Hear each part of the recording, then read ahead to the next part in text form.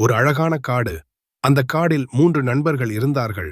ரவி காகம், மணிக்குரங்கு, பாண்டி யானை. மூவரும் சின்ன சின்ன பிரச்சனைகளில் கடந்து எப்போதும் சுவாரஸ்யமான பயணத்தில் இருந்தனர்.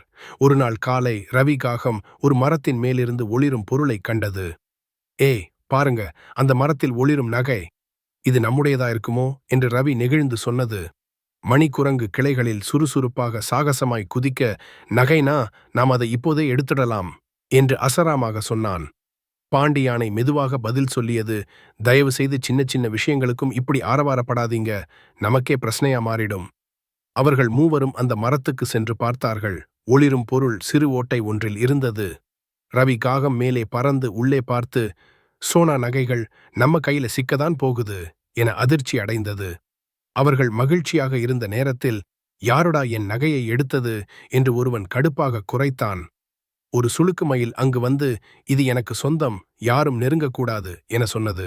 ரவி அதற்கு கூர்மையுடன், சரிங்க மயிலே, நீ சொல்வதை செய்கிறோம், நகை தூசியாக இருக்கு, நம்ம பாண்டி அதை ஓடையிலே கழுவிட்டு ஒளிரச் செய்யட்டும். திறந்த இதயமாக அதில் ஒப்புக்கொண்ட மயில் யானை பாண்டிக்கு அதை ஒப்படைத்தது. பாண்டி நகைகளை ஆற்றின் நடுவே சென்று தண்ணீரில் வீசிவிட்டது.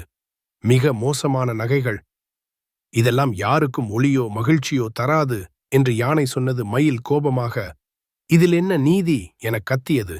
கெட்ட மனசும் பொய் நகையும் ஒரே மாதிரி.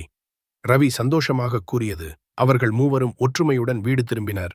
நகை இல்லை, ஆனால் உண்மையான நட்பின் ஒளி திகட்டாதது. உண்மையான நகை நட்புதான்.